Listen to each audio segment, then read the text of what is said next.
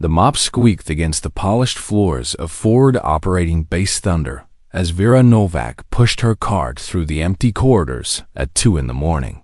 6 months she had been doing this same routine, cleaning up after America's finest warriors while remaining completely invisible to them. Her gray maintenance uniform was soaked with industrial disinfectant, her graying hair pulled back in a practical bun, and her weathered hands gripped the mop handle with the steady determination of someone who had learned to find purpose in the mundane. Most people at the base saw exactly what they expected to see: a middle-aged immigrant woman grateful for minimum wage work, someone whose thick Eastern European accent marked her as different, forgettable, harmless. The security guards had long stopped paying attention to her predictable roots. The soldiers barely acknowledged her existence beyond the occasional complaint about a missed spot or an overflowing trash bin. But if anyone had looked closer, they might have noticed the way Vera's peripheral vision seemed to catalog every scream, every conversation, every detail of the base's operations. They might have wondered why her cleaning routes always seemed to coincide with shift changes and briefings. They might have questioned how someone supposedly struggling with English could navigate the complex layout of a military installation with such precision. Tonight felt different. The Tactical Operations Center hummed with unusual activity for this hour. Through the reinforced glass doors, Vera could see dozens of screens displaying satellite feeds and drone footage. The nervous energy of the personnel inside suggested something significant was happening, something that would soon put American lives at risk. "Ma'am, you can't go in there." Private Henderson stepped forward as Vera approached with her cart. The 19-year-old from Nebraska rested his hand on his sidearm with the casual authority of youth. Colonel's orders. No civilians in the Ops Center during active missions. Vera gestured submissively toward the overflowing trash bin visible through the glass. "Just need to empty trash, Private. 5 minutes. Negative. No exceptions." She nodded with practiced deference, already noting that Henderson favored his left leg slightly, an old injury that would limit his mobility in certain situations. Her eyes had also caught the brief glimpse of the tactical display behind him, enough to recognize the terrain features of Sector 7, what the locals called the Devil's Throat. The radio chatter intensified, and Vera caught fragments as she pretended to organize her cleaning supplies. Viper 6 at phase line Alpha, beginning final approach. Something in the tactical controller's voice made her pause. That slight uptick in pitch that meant intelligence didn't match ground reality.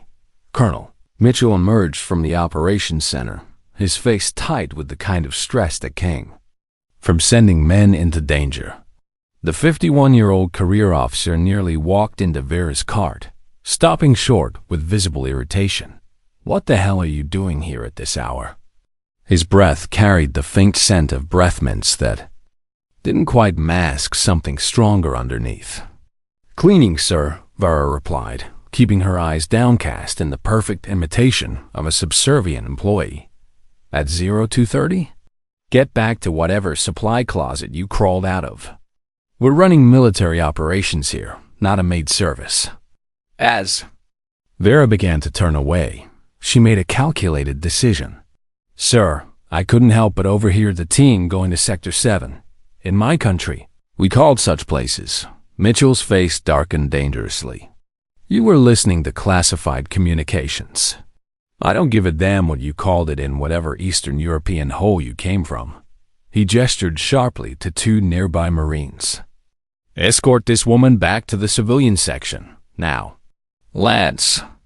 Corporal Rodriguez and Private Thompson materialized beside her, their expressions professionally neutral but tense. Rodriguez's right thumb tapped against his rifle sling, a nervous tell that Vera had cataloged during her months of observation. As they marched her away from the operations center, she caught a fragment of panicked radio traffic that made her blood run cold. "Viper 6, we've lost visual. Heavy contact. Heavy contact. We're pinned down." The transmission cut to static. the Marines deposited Vera in the janitor's closet with warnings about staying in the civilian areas, then hurried back to their posts, alone in the 12 by 12 space that officially stored cleaning supplies. Vera allowed her carefully maintained mask to slip for just a moment. Her gray eyes, which had appeared vacant and confused moments before, now held the sharp intelligence of someone accustomed to making life and death decisions. She moved to what appeared to be a circuit breaker panel, but was actually a concealed compartment she had installed during her second week on base. Inside, wrapped in oilcloth, lay tools that belonged to a very different profession. A laptop so old it looked like electronic waste, its unremarkable exterior hiding military-grade encryption software. USB drives that could have belonged to any college student, if college students routinely carried programs designed to infiltrate secure networks. The laptop powered up silently, and Vera's fingers flew across the keys with the muscle memory of someone who had once been very good at a very dangerous job. Within minutes, she had accessed the base's maintenance network, child's play for someone who had spent 6 months mapping every digital vulnerability while pretending to map nothing more than dirt and grime. The satellite feed materialized on her screen, showing Sector 7 in thermal imaging. 8 heat signatures pressed against the ruins of an old pumping station, surrounded by more than 40 enemy fighters in perfect ambush positions. The math was simple and brutal. Viper 6, at maybe 10 minutes before being overrun. Vera's left hand trembled slightly as she stared at the screen. Nerve damage from an old injury that should have ended any career requiring precision. She adjusted the specialized magnetic therapy wrap around her wrist and dry swallowed 2 pills from an unmarked bottle. The prescription medication cost 10 times more than regular painkillers, but it was the only thing that kept her hand steady enough for the kind of work she might need to do tonight. Her fingers found the scars on her neck, hidden beneath her collar. Old wounds that looked like a failed suicide attempt, but were actually rope burns from a garrote, courtesy of an arms dealer who had discovered her true identity 15 years ago. That had been another impossible situation, another moment, when the mathematics of survival said she should die. She had walked out of that warehouse, leaving 7 bodies behind, each positioned to tell a story of an internal dispute gone wrong. But that was before Syria, before the nerve damage, before November 7 had officially died in a carefully orchestrated drone strike that explained her disappearance from all official records. Now she was just Vera Novak, a janitor who cleaned up after heroes and remained invisible to everyone who mattered. Through the ventilation system that connected her closet to the communications room, she could hear Colonel Mitchell's voice rising in frustration. "Where's our air support?" "What do you mean weather's grounding everything? Those are my men out there." The quick reaction force was 45 minutes out. Weather had indeed grounded all aircraft. 8 Navy SEALs were about to die in a place called the Devil's Throat, and the most powerful military in the world could do nothing to save them. Vera closed the laptop and stared at the wall for a long moment. The smart play was to maintain her cover, to let soldiers die rather than risk exposing an asset that had taken 2 years to establish. That's what her handlers would have said. Back when she had handlers, back when she existed in any official capacity. But she remembered other soldiers, other impossible situations. She thought of the countless young Americans who had died in these endless wars, far from home, fighting enemies they barely understood for reasons that changed with each political season. She thought of Lieutenant Torres, whose voice she had heard on the radio, young, dedicated, someone's son fighting in someone else's war. The decision crystallized with painful clarity. She had 19 minutes before the next guard rotation. 19 minutes to travel 15 kilometers through hostile territory, infiltrate a fortified position, and eliminate enough enemy fighters to give 8 SEALs a chance at survival. The The mathematics were impossible. But then again, November 7 had always specialized in impossible mathematics. Vera moved through her hidden compartments with economical precision. Each piece of gear positioned through muscle memory, developed over decades of operations that officially never happened. The tactical vest, assembled from paintball equipment that happened to accept military-grade plates. Night vision binoculars supposedly purchased for weekend wildlife watching. Climbing gear attributed to a hiking hobby that explained her physical conditioning. And buried deepest, wrapped in plastic and sealed with prayer. A suppressed rifle she had assembled from parts disposed of through the base's weapons maintenance program. Every component had been requisitioned separately, discarded officially, and recovered through careful timing and misdirection. To anyone checking records, these parts had been properly destroyed months ago. The coveralls she pulled on over her janitor uniform could pass for military tactical gear in darkness. Her damaged nerves screamed as she lifted the equipment, but adrenaline was proving more effective than any prescription medication. The base motor pool was 17 meters from the janitor closet's external exit. Security cameras covered the main approaches, but Vera had mapped their blind spots while pretending to take smoke breaks for cigarettes she never actually smoked. She moved through shadows with the fluid grace of someone who had learned to become one with darkness. The Humvee she selected was scheduled for maintenance, perfect for explaining its absence if anyone checked before she returned. If she returned, the vehicle's tracking system disabled with 3 precise cuts. Its communication equipment adjusted to frequencies nobody would monitor during the chaos about to unfold. She drove through the main gate during the shift change, waving casually to Private Williams, who barely glanced at what he assumed was an early morning maintenance run. The road to Sector 7 was a scar across hostile landscape that belonged to shadows and sudden death after sunset. Vera drove without lights, navigating by moon and memory through terrain she had studied obsessively during her months of preparation. Her mind calculated approach vectors, escape routes, the mathematics of survival in a world that measured life in ammunition counts and seconds. Behind her, forward operating base Thunder was erupting into controlled chaos as someone finally noticed the missing vehicle.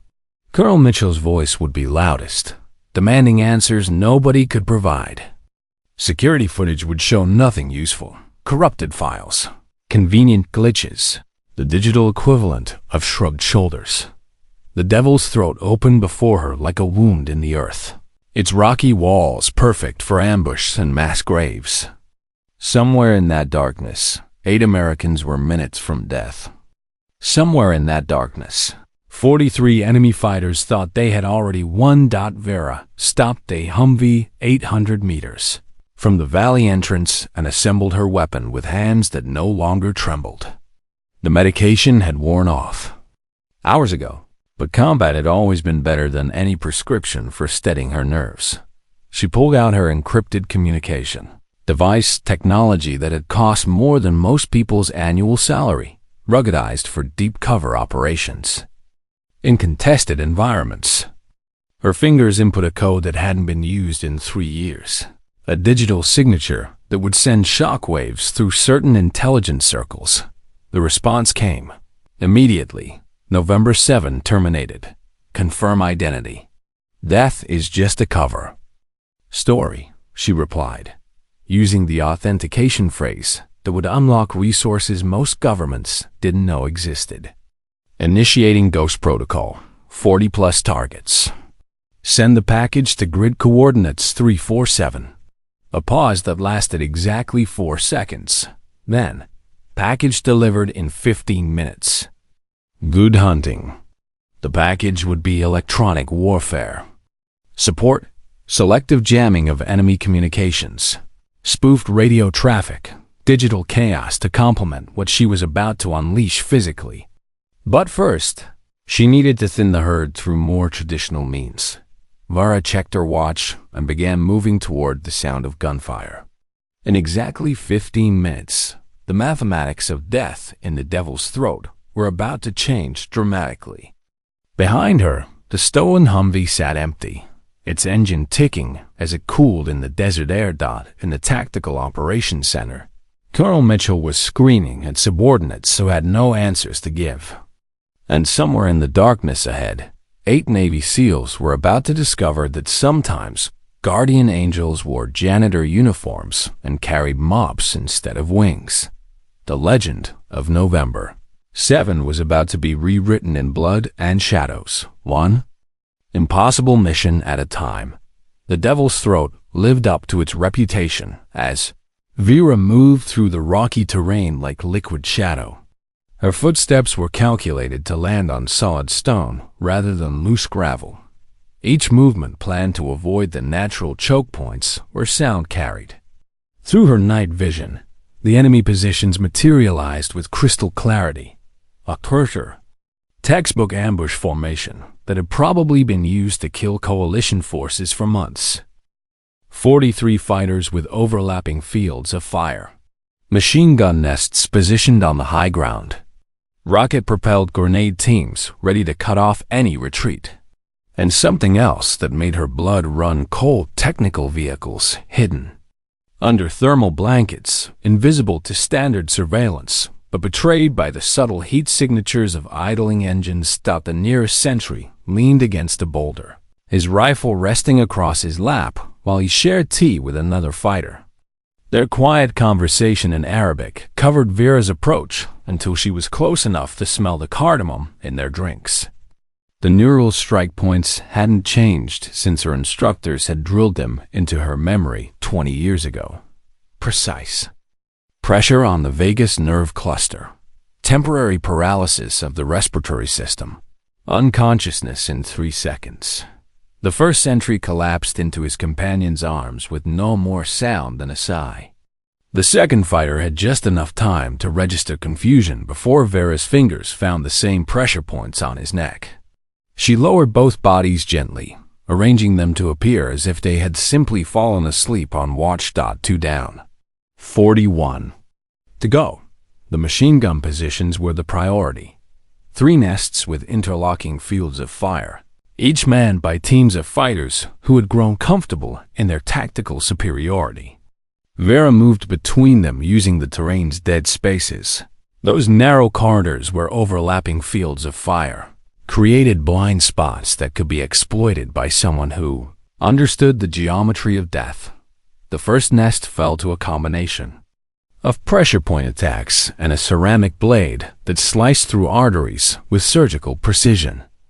She positioned the bodies carefully, one slumped over the weapon, the other fallen backward, creating the illusion they had been shot from a distance by their intended victims.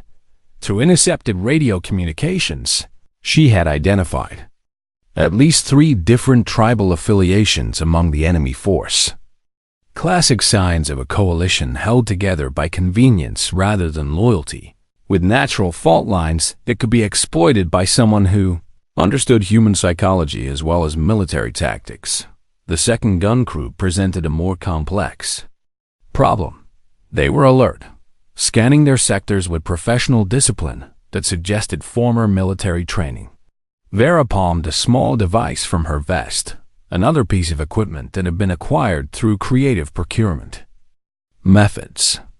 The subsonic frequency generator emitted sound waves that induced paranoia and aggression in human subjects at levels below conscious hearing.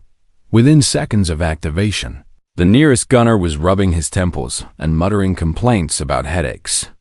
His partner snapped at him to maintain focus, the irritation in both voices escalating with artificial enhancement. When Vera threw a pebble that struck the first gunner's helmet, he immediately blamed his partner for the distraction. The shoving match that followed provided perfect cover for her approach. They never saw her coming, too focused on their artificially amplified anger to notice the shadow that materialized behind them. 2 more bodies arranged to suggest violence between comrades, one with his partner's knife between his ribs, the second with his neck bent at an unnatural angle. The third machine gun position required different tactics. These fighters were too spread out and too disciplined to fall for psychological manipulation. But they had made one critical mistake, a small fire for warmth. Hidden from the SEAL position, but visible from her elevated angle, Vera pulled 3 smoke grenades.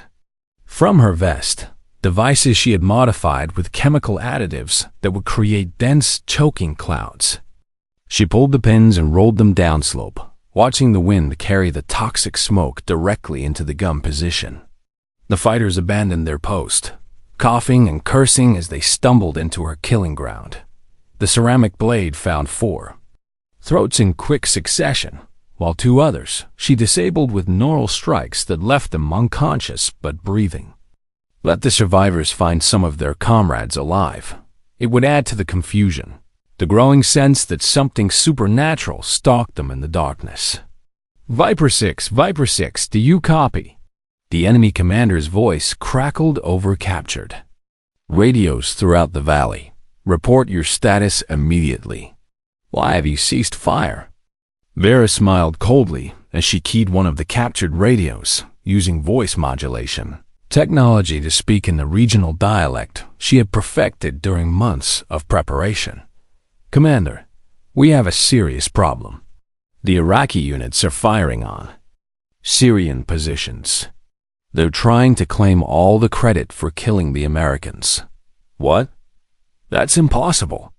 Check machine gun position 2. Halil is dead with an Iraqi knife in his back.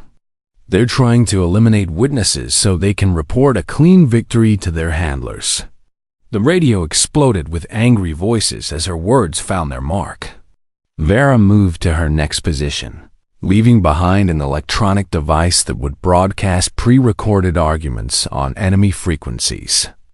Within minutes, the careful coalition of convenience would tear itself apart under the weight of manufactured suspicion. From her new vantage point, she could see the SEAL position clearly. 4 bodies laid out under ponchos in the grim mathematics of combat medicine. 4 wounded being treated by their medic with whatever supplies remained. Lieutenant Torres maintained security with an empty rifle, going through the motions of professional soldiering even when facing certain death. Time to give them hope. Vera pulled a flare, gun loaded with a special cartridge, white phosphorus, mixed with magnesium, bright enough to temporarily blind night-adjusted eyes across the entire valley.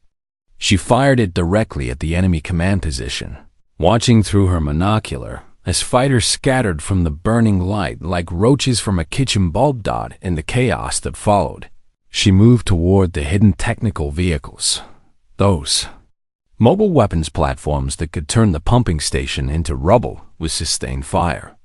But they also represented an opportunity for someone creative, enough to see beyond their intended purpose. Vera crawled beneath the first truck, her fingers finding brake lines and fluid connections. Not cutting them, that would be discovered too quickly.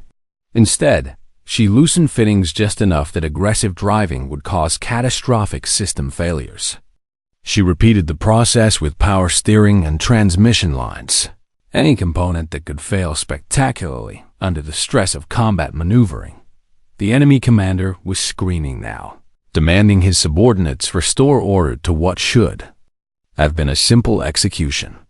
Vera located him by his voice, a tall figure gesturing wildly near a cluster of rocks, backlit by fires and completely focused on his radio communications. She pulled her one concession to modern technology, a crossbow designed for special operations, silent and accurate to 200 meters. Its bolts were tipped with a paralytic agent that mimicked the effects of nerve gas exposure, adding another layer of psychological warfare to the physical elimination. The bolt took the commander's center mass, dropping him into convulsions that his men interpreted as chemical attack. His dying gasps over the radio included words about gas, about betrayal, about Iranian double crosses, seeds of paranoia that would bloom into full-scale panic. Chemical weapons. Someone screamed across the valley. The Iranians sold us out. Gunfire. erupted across enemy positions as former allies turned weapons on each other. Vera had studied their force composition carefully during weeks of intelligence gathering. Syrians who resented Iraqi leadership, Iraqis who distrusted Syrian intelligence, foreign fighters whom nobody fully accepted or trusted. The alliance shattered like glass under pressure, each group convinced the others had betrayed them for American bounty money. In the chaos of mutual destruction, Vera began her final approach to the SEAL position, moving differently now, deliberately visible, hands raised, calling out in clear American English, "Viper 6, friendly coming in, don't shoot." 8 weapons swung toward Vera as she approached the SEAL position, most of them empty, but still aimed with lethal intent born of desperation and training. Lieutenant Torres stepped forward, his face a mask of suspicion mixed with desperate hope. The young officer's tactical vest was torn and blood-stained, his eyes carrying the weight of command decisions that had gone catastrophically wrong. "Identify yourself," Torres demanded, his voice steady despite the chaos erupting around them. "Ghost Protocol, November 7, Vera replied, dropping to one knee in a non-threatening position that still allowed for rapid movement if necessary. "I'm here to get you out. Enemy forces are in complete disarray, but we have maybe 5 minutes before they stop killing each other, and remember, you're still here." "Oh, who the hell is Ghost Protocol?" Sergeant Hayes demanded from his position behind. "Cover," his leg wrapped in blood-stained bandages that spoke of serious arterial damage. "Someone who doesn't exist," Vera said simply, her eyes already assessing the wounded with the practiced efficiency of someone who had performed battlefield triage in a dozen different wars. "Can your wounded move?" Torres made the calculation. Every combat leader learns to make between impossible choices. Trust the unknown or die with certainty. Martinez and Rodriguez can walk with assistance. Blake and Thompson need litters. "Leave the litters," Vera said, moving toward the most severely wounded SEAL. Thompson couldn't be older than 22, with chest wounds that would kill him without immediate surgical intervention. "I'll carry Thompson. The route out requires speed over comfort." She lifted the wounded operator in a fireman's carry, her damaged nerves screaming in protest as his full weight settled across her shoulders. The prescription medication had worn off completely, but adrenaline and years of conditioning were proving more effective than any pharmaceutical solution. "Move now," she ordered with the quiet authority of someone accustomed to being obeyed in life-or-death situations. "Follow my exact path. Step only where I step." The valley floor is about to become a free fire zone. They move through the battlefield, like ghosts themselves, Vera leading them through safe passages she had mapped during her approach. Around them, the enemy civil war raged with increasing intensity. Syrian fighters accused Iraqis of selling out to American intelligence. Iraqi commanders screamed about Syrian chemical weapons. Foreign fighters shot at anyone who looked suspicious, which, in the darkness and paranoia, meant virtually everyone. The technical vehicles roared to life as different factions tried to flee or pursue their former allies. Vara counted down silently, in her head, timing based on the mechanical sabotage she had performed. 3, 2, 1. The first truck's brakes failed spectacularly on a steep grade, sending it careening into a boulder field with grinding metal and screaming occupants. The second lost power steering at the worst possible moment and slammed into the wreckage of the first. The third vehicle, attempting to avoid the growing pileup, blew its transmission in a shower of sparks and blocked the only viable exit from the valley. "How the hell did you do that?" Hayes whispered, watching the destruction unfold with professional appreciation. "Do what?" Vera replied innocently, adjusting Thompson's weight across her shoulders. "I just got here." They reached the extraction point as the first hints of dawn began to touch the eastern sky. In the distance, The sound of approaching helicopters mixed with the continuing gunfire from the valley floor, where enemy forces continued their mutual destruction with religious fervor. Vera set Thompson down gently, checking his vitals with practiced efficiency while keeping one eye on the surrounding terrain. His pulse was weak but steady, breathing shallow but regular. He would live if he reached a trauma center within the next hour. Medical evacuation in 2 minutes, she told Torres, pointing toward the approaching aircraft that were still invisible to everyone else, but clearly audible to her trained ear. When they ask what happened here, you encountered unexpected resistance, but managed to break contact during an enemy internal dispute. Weather delayed extraction, but air support arrived just in time. Wait. Torres grabbed her arm as she started to move away from the group. You saved our lives. We don't even know who you really are. Vera looked at him with eyes that had seen too much death and carried too many secrets. I'm nobody, Lieutenant. Just someone who cleans up messes that other people leave behind. She pulled free from his grip and began moving toward the rocks where she had concealed her approach route. The return journey would take longer, requiring careful navigation to avoid coalition patrols, who might ask inconvenient questions about a lone figure moving through hostile territory. At least tell us your name, Rodriguez called after her, his voice carrying the desperate gratitude of someone who had accepted death and been granted unexpected reprieve. Names are dangerous things in this business, Vera replied without turning back. But if you need something to put in your report, tell them the janitor sends her regards. She vanished into the rocky terrain as the first Black Hawk appeared over the ridge, its rotors beating the air with the sound of salvation. Behind her, 8 Navy SEALs were about to be extracted from what should have been their tomb, carrying a story they would never fully understand and could never completely tell. The return journey to Forward Operating Base Thunder took 2 hours of careful movement through terrain that looked different in daylight. Vera drove with the windows down, letting the desert wind clear the scent of death and cordite from her clothes. Her hands trembled again as combat adrenaline faded and nerve damage reasserted itself with painful clarity. She dry swallowed 3 pills from an unmarked bottle, prescription opioids, that would numb the fire in her damaged nervous system and allow her to function through the day ahead.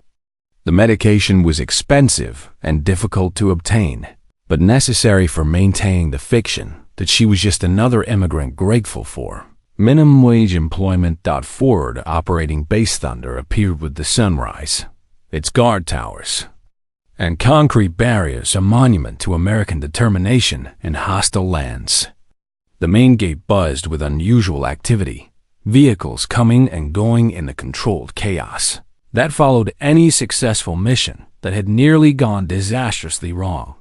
Vera parked the Humvee exactly where she had found it, even replacing the fuel she had consumed from a reserve can secured in the back. The walk back to her janitor's closet took 17 minutes and brought her into contact with 6 different people, none of whom gave the maintenance worker a second glance. In the privacy of her supply closet, she changed clothes with mechanical precision that spoke of decades of practice. Tactical gear disassembled and hidden in concealed compartments. Coveralls folded into a burn bag she would dispose of during her regular trash collection rounds. Janitor uniform restored to its mundane purpose of marking her as invisible and harmless. She looked at herself in the small mirror she had mounted on the back of the door. A middle-aged woman with graying hair and tired eyes. Someone completely forgettable. Someone invisible. Someone who definitely had not just orchestrated the complete destruction of an enemy assault force while simultaneously extracting 8 American operators from certain death. Vera picked up her mop and bucket, returning to the routine that defined her cover identity. The hallways needed cleaning after the night's excitement. They always did. Blood and dirt and the debris of war, all washed away by someone nobody noticed or remembered. 2 hours later, Forward operating base thunder hummed with barely contained energy as word spread through unofficial channels that all 8 members of Viper 6 had returned alive. The impossible had happened. A routine reconnaissance mission that had turned into a death trap had somehow become a miraculous escape story that would be told in special operations circles for years to come. Vera mopped the corridors outside the medical facility, listening to fragments of excited conversation as the rescued SEALs were processed through debriefing and treatment. Lieutenant Torres was describing a battlefield that had consumed itself while they slipped away like shadows. Enemy forces turning weapons on each other in a frenzy of paranoia and betrayal that defied tactical explanation. It was like something out of a movie. She heard one medic telling another. 40+ hostiles just started massacring each other. Chemical weapons, friendly fire, complete breakdown of command structure. The SEALs walked out during the chaos. "Colonel!" Mitchell's voice boomed through the thin walls of the command center, demanding explanations for multiple security breaches that nobody could provide. Someone had stolen a Humvee during the night. Base perimeter had been compromised at precisely the moment when maximum security should have been maintained. And somehow, despite all surveillance technology and human oversight, not a single person could explain how any of it had happened. "I want to know who took that vehicle," Mitchell was shouting. "I want to know how someone breached our security during an active operation. This is a United States military installation, not some third world checkpoint." Vera continued her methodical cleaning, bucket and mop serving as perfect props for remaining invisible while intelligence flowed around her. She had learned long ago that people said the most interesting things when they forgot janitors had ears and brains capable of processing tactical information. The Black Hawk that landed at noon was unusual for a base that rarely received unscheduled VIP visits. Vera watched from a window as 3 figures emerged. 2 security contractors whose movements screamed private military, and a woman in civilian clothes whose bearing indicated intelligence community leadership. The woman appeared to be in her mid-50s, silver hair pulled back with severe precision, moving with the confidence of someone accustomed to ordering deaths from air-conditioned offices thousands of miles from their consequences. She carried a briefcase that never left her hand and wore sunglasses despite the overcast sky. Vera positioned herself strategically to monitor approaches to the command center while maintaining the appearance of routine maintenance work. Years of operational experience had taught her that unexpected VIP visits usually meant someone's cover was about to be blown or someone's usefulness had expired. The woman entered Mitchell's office without ceremony. What followed was 20 minutes of muffled conversation that gradually escalated into shouting, the colonel's voice rising in pitch and volume, before cutting off abruptly in the way that suggested he had just received information that changed everything he thought he knew about his command. When Mitchell emerged, he looked pale and shaken, moving with the careful deliberation of someone whose worldview had just been fundamentally altered. His eyes swept the corridor until they found Vera, and for a long moment they stared at each other across the institutional distance between officer and janitor. Something in his expression had changed.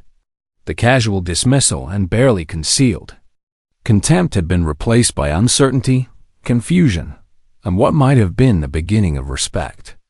He walked toward her with measured steps, each one seeming to require conscious decision. "Miss Novak," he said quietly, his voice carrying none of its usual commanding authority. "May I speak with you privately?" Vera set down her mop with the same deliberate care she had used to set down weapons in previous lives. "Is there a problem with my work, Colonel?" "No, no problems with your work." He glanced around, ensuring they were alone in the corridor. "I'd just been briefed on something. About you. About what you did last night." Vera's expression remained perfectly neutral, giving nothing away. "I clean floors, sir. Empty trash. Nothing more." The director of special activities thinks otherwise. Mitchell pulled a folder from inside his jacket, handling it like it contained live explosives. She left this for me to review. Your real file. Most of it's redacted beyond recognition, but what I can read. He trailed off, staring at her with new eyes that were trying to reconcile the invisible janitor with the legendary operative described. In classified documents, 207 confirmed operations. November 7. We studied your work at the War College, though they never used your real designation. They told us you died in Syria 3 years ago. Perhaps I did, Vera said softly, her accent suddenly less pronounced, her posture subtly shifting from subservient to alert. Perhaps what's left is just someone who cleans up after other people's wars. Mitchell struggled with words that felt inadequate for the situation. The things I said to you. How I treated you. Christ, you saved 8 of my men while I was calling. You a foreign cleaning lady who didn't belong here. You treated me exactly as I needed to be treated, Vera interrupted with quiet authority. A forgettable janitor whom nobody notices or remembers. Your disdain was perfect operational security.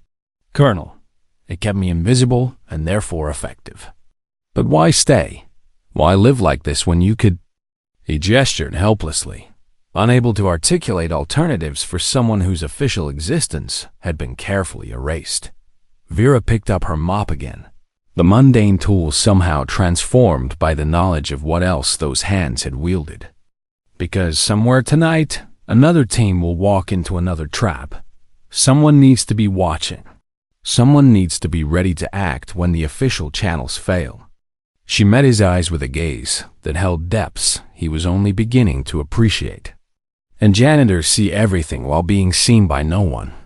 It's the perfect cover for someone whose job is preventing preventable deaths.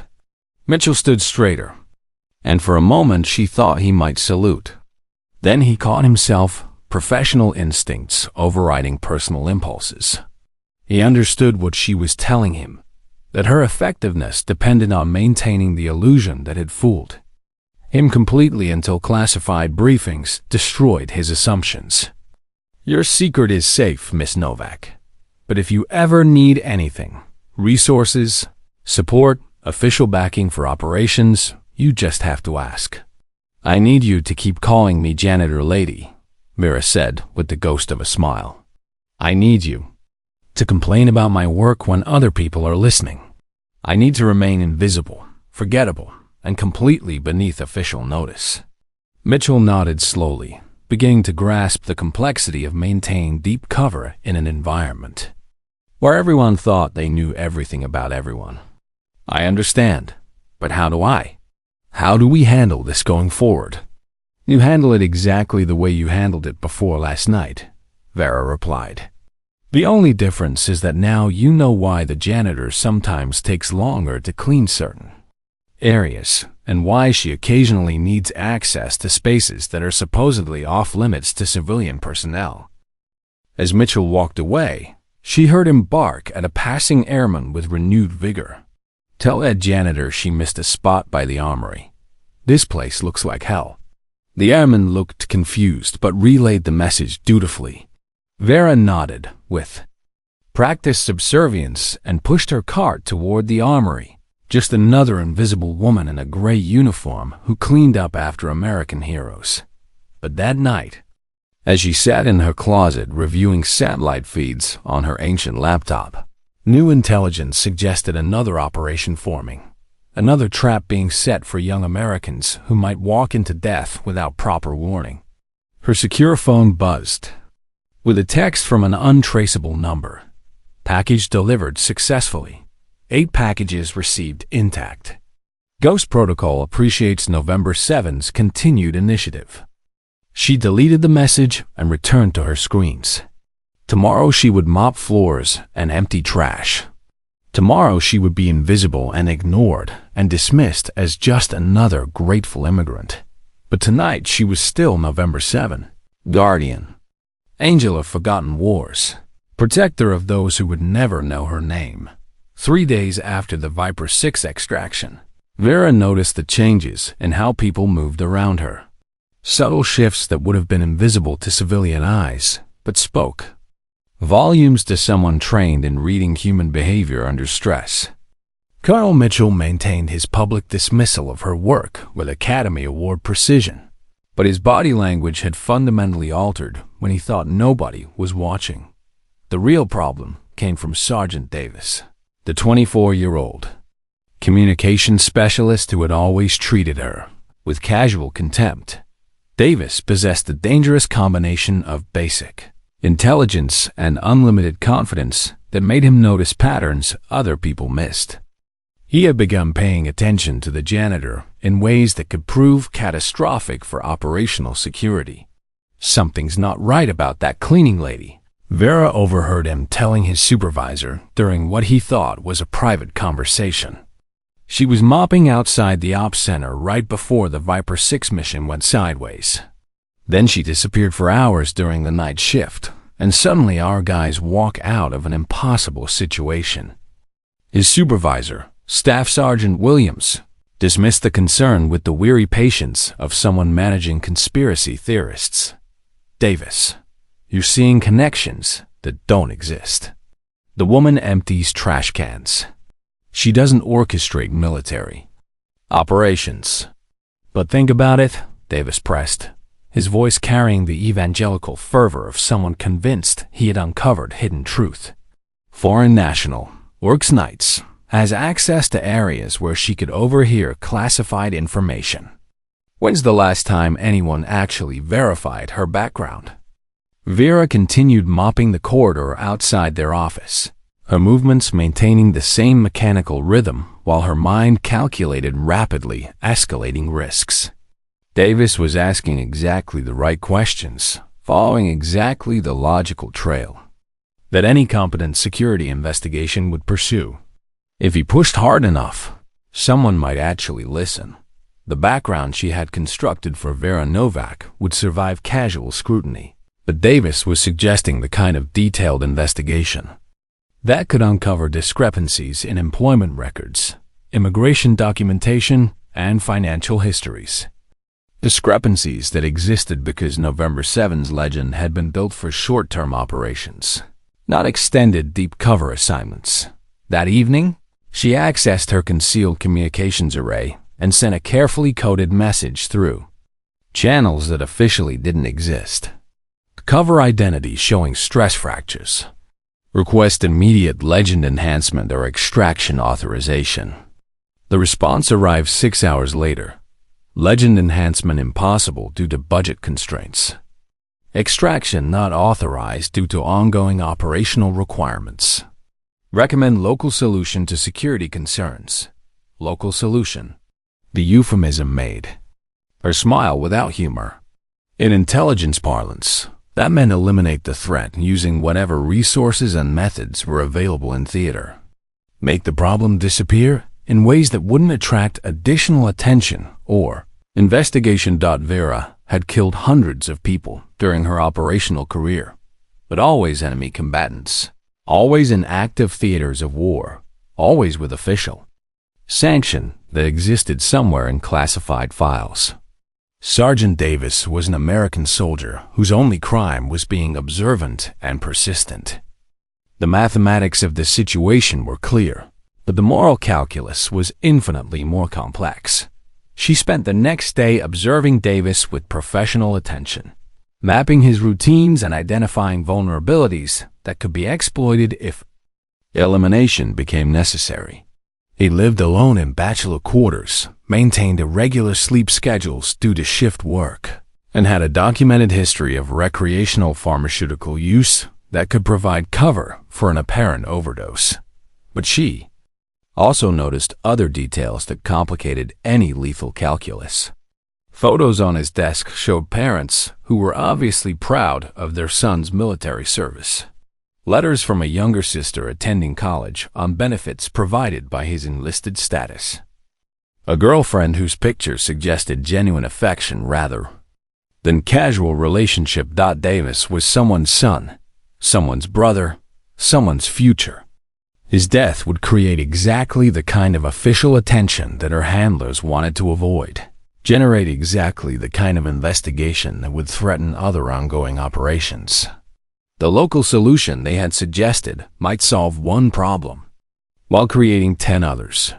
On the fourth night after his initial suspicious comments, Davis made his move. He approached her during the shift change, when the corridors were mostly empty and conversations could occur without witness. "Hey, janitor lady," he said, but his tone carried none of its usual contempt. Instead, she heard wariness, uncertainty, and the kind of respect that came from someone who had reached unsettling conclusions. "We need to talk." Vera continued ringing out her mop with mechanical precision. "Is problem with my work, Sergeant?"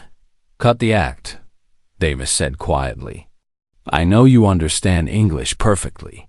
I know you've been listening to communications traffic. And I know something happened. Night Viper 6 went into the devil's throat."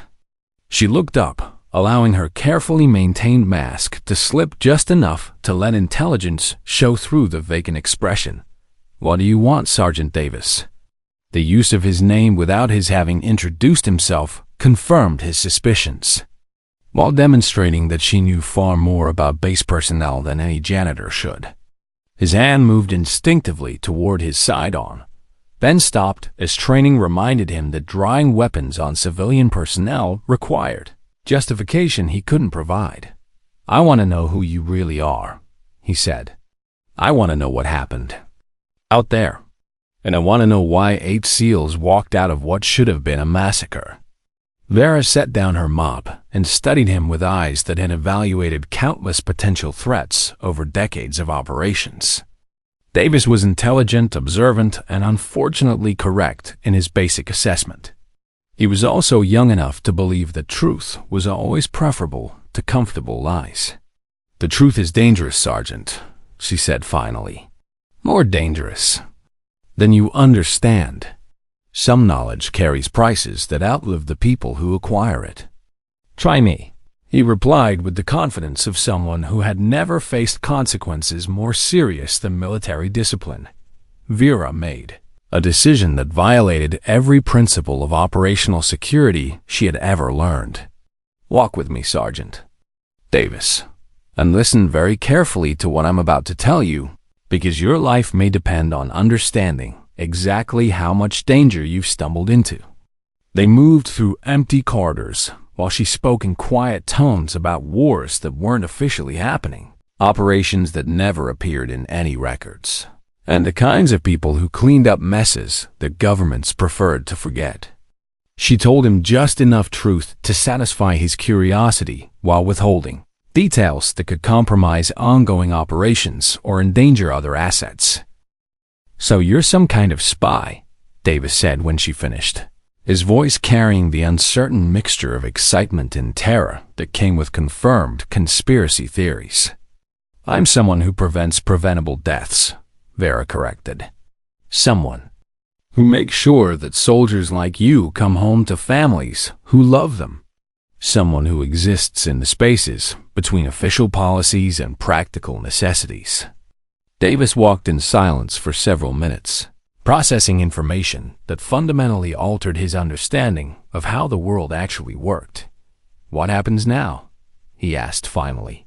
"Now you decide whether you can live with knowing things that officially don't exist," Vera replied. "Whether you can maintain operational security for information that could get people killed if it becomes public knowledge." She stopped walking and faced him directly. "And you decide whether you trust me enough to help with something that could save lives, or whether your conscience requires you to report this conversation to people who would prefer that I disappear permanently." The choice she was offering him was both simpler and more complex than he understood.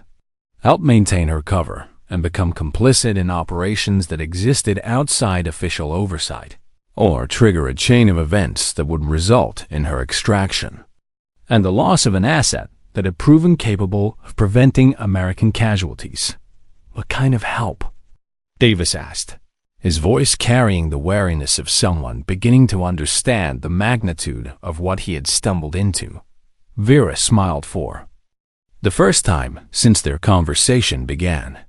The kind that involves better communication equipment, improved access to intelligence feeds, and someone who can watch my back when operations require extended absence from base. She was offering him partnership in something that officially didn't exist. Membership in a conspiracy that saved lives through methods that couldn't be acknowledged. The mathematics of the choice were complex, but the moral calculus was surprisingly simple. Help the ghost save lives, or let bureaucracy and policy constraints result in preventable deaths. Sergeant Davis made his choice with the decisive clarity of someone who had found purpose beyond regulation and procedure. 2 weeks after, Sergeant Davis became an unwilling participant in operations that officially didn't exist. Their partnership faced its first serious test. Intelligence intercepts suggested another coalition of enemy forces was planning a large-scale ambush, this time targeting a convoy carrying wounded soldiers being evacuated to the regional medical facility. The official response followed predictable patterns, route adjustments, increased security, additional air cover that might or might not be available depending on weather and competing operational priorities. All reasonable precautions that ignored the fundamental reality that enemy forces had demonstrated sophisticated intelligence capabilities and tactical flexibility. Vera spent 3 nights studying satellite imagery and intercepted communications, building a comprehensive picture of enemy preparations that painted a disturbing tactical scenario. The ambush was being planned by the same network that had orchestrated the Viper 6 trap. Survivors who had learned valuable lessons about American response capabilities and timing. They're not making the same mistakes twice, she explained to Davis during one of their carefully orchestrated meetings in the communications room. Diversified force composition to prevent internal conflicts. Multiple escape routes to avoid being trapped by their own tactics. And most importantly, they're planning this for broad daylight when our technological advantages are minimized. Davis studied the intelligence summary she had compiled, his expression reflecting growing understanding of how complex these operations actually were. So what's the official plan to stop them? Reroute the convoy through supposedly secure territory, add 2 additional escort vehicles, and hope for the best. Vera replied with the weary cynicism of someone who had watched bureaucracy clash with battlefield reality too many times. It's a reasonable plan that will result in approximately 15 American casualties if executed as currently designed. And the unofficial plan? Vera pulled up detailed terrain maps on her concealed laptop. We eliminate the threat before it can engage the convoy. Clean, surgical, and completely deniable. Davis had spent 2 weeks learning to think in terms of operations that existed outside official oversight, but the scope of what she was suggesting still made him uncomfortable. We're talking about a preemptive strike against targets that haven't actually attacked anyone yet. We're talking about preventing a massacre, Vera corrected. These aren't innocent civilians caught in unfortunate circumstances. They're enemy combatants actively planning to kill American soldiers. The only question is whether we stop them before or after they succeed. The philosophical debate was interrupted by urgent communications traffic that neither of them should have been monitoring.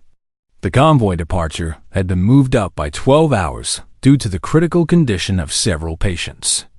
Instead of leaving at dawn with maximum preparation time, they would be moving through potentially hostile territory in 4 hours, with minimal escort and no time for additional reconnaissance.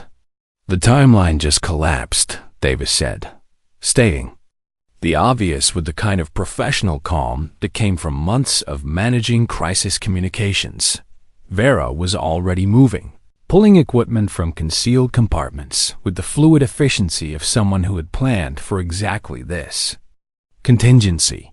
Contact the convoy commander on secure channels. Tell him there's been a credible threat assessment regarding his primary route. Recommend delay for additional security sweep. And if he refuses, then we proceed with the original plan, but under compressed timeline with significantly higher risk factors. She handed him a communication device that looked like standard military equipment but contained modifications that would have required congressional oversight to authorize. Monitor convoy communications and enemy intercepts. If this goes wrong, you'll need to coordinate extraction for both the convoy and anyone foolish enough to be operating independently in their operational area. Davis accepted the radio with the grim understanding that he was crossing another line in a series of ethical boundaries that were becoming increasingly blurred. What's my cover story if someone asks why I'm monitoring unauthorized frequencies? Equipment malfunction picked up stray signals, Vira replied, already assembling weapons and gear with practice speed. Happens all the time with this older generation communication equipment. She moved toward the exit, then paused to look back at him. Sergeant Davis, if this operation fails and official investigation becomes inevitable, you need to understand that I was never here.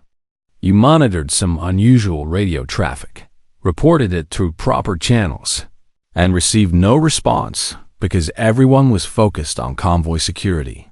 And if it succeeds, then 15 American soldiers go home to families who will never know how close they came to receiving folded flags instead of live husbands and sons.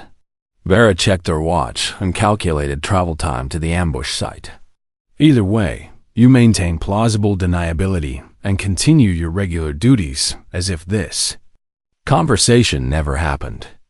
The next 4 hours would determine whether their partnership could survive contact with the kind of tactical reality that destroyed most collaborative efforts between official and unofficial operations. Davis would learn whether he could maintain operational security under pressure while coordinating complex communications in real time. Vera would discover whether she could execute another impossible mission with support from someone whose training emphasized procedures over flexibility.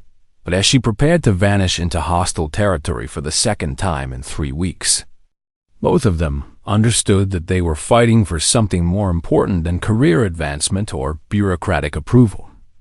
They were fighting to ensure that American soldiers returned home alive, regardless of what policies and procedures said about unauthorized operations. The convoy would reach the ambush site in exactly 3 hours and 47 minutes.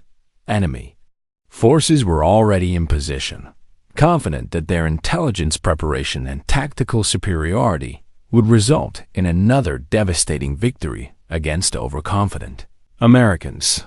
They were about to discover that some battles were decided by factors that never appeared in official planning documents or tactical manuals. Sometimes, the difference between victory and defeat came down to having a guardian angel who carried mops instead of wings and fought wars that officially never happened. Vera disappeared into the darkness, moving toward another impossible mission, with the quiet determination of someone who had made peace with operating outside the boundaries of official recognition or approval. The ambush site was a textbook killing ground, a narrow valley where the evacuation route passed between rocky outcroppings. That provided perfect concealment for attackers. Vera moved through the pre-dawn darkness like a predator returning to familiar hunting grounds, her equipment carefully selected for maximum lethality with minimum signature. Unlike the Viper 6 action, this operation required different tactics. The enemy force was larger, better organized, and positioned in terrain that offered fewer opportunities for psychological manipulation. Instead of manufacturing internal conflicts, she would need to rely on direct action and precision elimination. Through her communication device, she monitored Davis coordinating between official convoy communications and her operational requirements. His voice carried professional calm despite the stress of managing information that could result in courts-martial if discovered by the wrong people. Convoy commander is refusing delay, Davis reported through encrypted channels. Medical priority. Patients cannot wait for additional security measures. ETA to your location in 97 minutes. Vera acknowledged while studying enemy positions through her night vision equipment.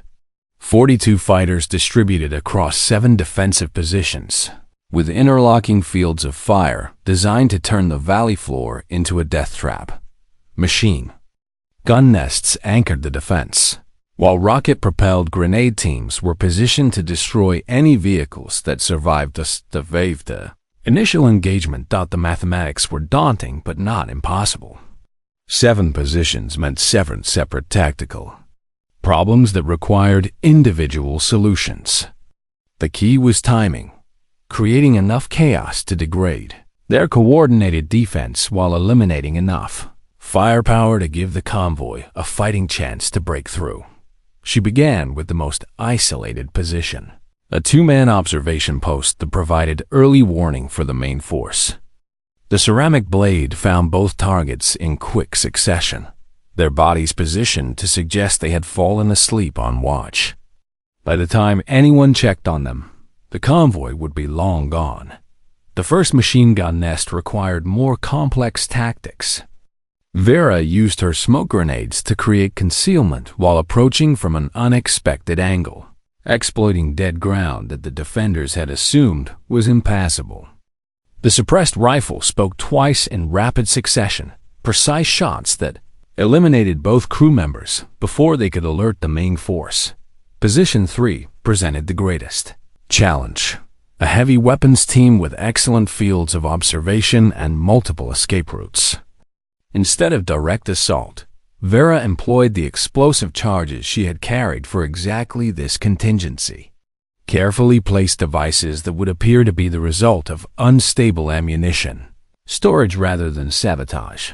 The explosion lit up the valley like daylight, sending chunks of rock and equipment in all directions while eliminating the most dangerous weapons position. The surviving enemy forces immediately began shouting about equipment failures and ammunition defects, their confidence in tactical superiority beginning to waver. Convoy is 20 minutes out, Davis reported, his voice tight with stress. Official. Channels are reporting explosions in your area. They're requesting immediate air support for investigation. Tell them equipment malfunction, Vera replied while moving toward position 4. Recommend convoy maintain schedule to avoid secondary explosions from unstable ordnance. The psychological effect of the ammunition explosion was proving more valuable than the tactical elimination.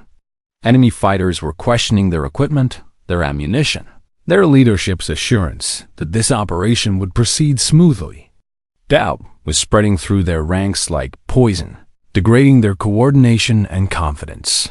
Positions 4 and 5 fell to a combination of sniper fire and close quarters elimination, Vera moving between them like smoke while exploiting the confusion created by the earlier explosion. The remaining defenders were beginning to abandon their positions, more concerned with personal survival than tactical objectives. The convoy appeared at the valley entrance exactly on schedule.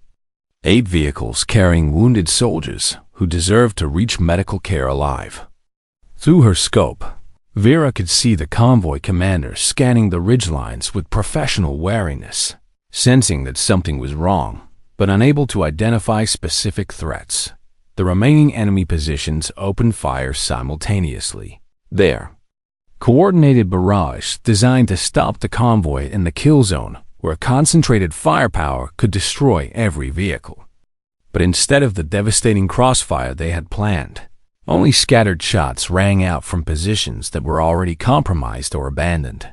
Vera's rifle found the last machine gun crew as they attempted to relocate their weapon. Precise shots that ended their contribution to the ambush before they could establish effective fields of fire. The final RPG team abandoned their position entirely, running for the hills with the survival instinct of fighters who recognized when tactical situations had become untenable. The convoy raced through the valley at maximum speed, their drivers understanding that speed was life in potential ambush terrain. 8 vehicles carrying 15 wounded soldiers, protected by guardian angels they would never see and could never officially acknowledge.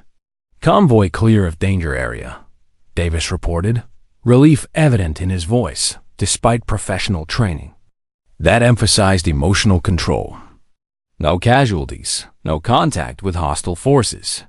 Official channels are calling it a successful transit through disputed territory.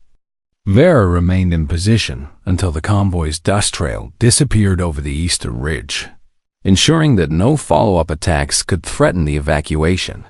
Only then did she begin her withdrawal, moving through terrain that showed no evidence of the tactical engagement that had just concluded. The return journey to forward operating Base Thunder took 3 hours. Time she used to dispose of equipment that could not be explained and prepare cover stories that would satisfy casual inquiry. By the time she walked through the main gate, she was once again just a janitor returning from an extended bathroom. Davis met her in the communications room with the kind of professional interaction that would appear routine to anyone observing. "Equipment check completed," he reported in a voice that carried multiple meanings. "All systems functioning within normal parameters." "Thank you, Sergeant," Vera replied, understanding that 15 American soldiers were alive because someone had been willing to operate outside the boundaries of official policy and procedure. Later that evening, as she sat in her janitor's closet reviewing intelligence feeds for the next potential threat, Vera reflected on the mathematics of her situation. She had prevented approximately 23 American deaths in 3 weeks of operations that officially never happened. She had turned a communication specialist into an accomplice in activities that could result in lifetime imprisonment if discovered. And tomorrow, she would continue mopping floors and emptying trash while watching for the next group of young Americans who might walk into death without proper warning. Her secure communication device buzzed with a message from handlers who existed somewhere in the shadows of official government. Operational effectiveness noted. Continue current assignment indefinitely. Resources and support available as required. Vera deleted the message and returned to her screens.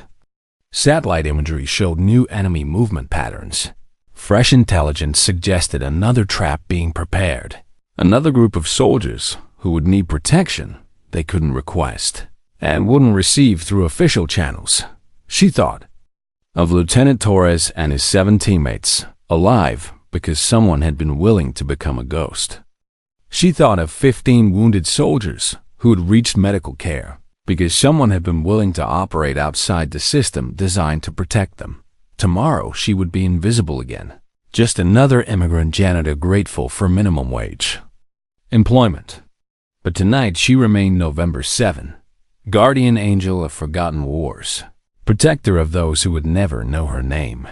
The base settled into sleep around her, secure in the knowledge that American military power and technological superiority provided adequate protection against all threats. They would never know that their safety depended partly on someone who carried mops instead of medals, who fought wars that could never be acknowledged, who saved lives through methods that could never be officially approved. Vera Novak closed her laptop and prepared her cleaning supplies for another day of invisible service. In the silence of her supply closet, surrounded by tools of 2 very different trades, she whispered words that had become her personal creed. Still watching. Always watching. The legend of November 7 would never be written in official histories or commemorated in public ceremonies. But in the shadows where real wars were fought by people who couldn't exist, her story continued one impossible mission at a time. Just a janitor. Just a ghost. Just a guardian angel hiding in plain sight, always ready to answer calls for help that could never officially be made. The mathematics of war were complex, but the moral calculus remained simple. Some lives were worth any risk, any sacrifice, any price that needed to be paid in shadows and silence. And Vera Novak would continue paying that price. one mop stroke at a time, until the last American soldier came home safely from wars that officially never happened. If you enjoyed this story, don't forget to hit the subscribe button and become a part of our Everyday Life Stories community. Where are you watching from? Drop a comment below. We love hearing from our amazing viewers around the world.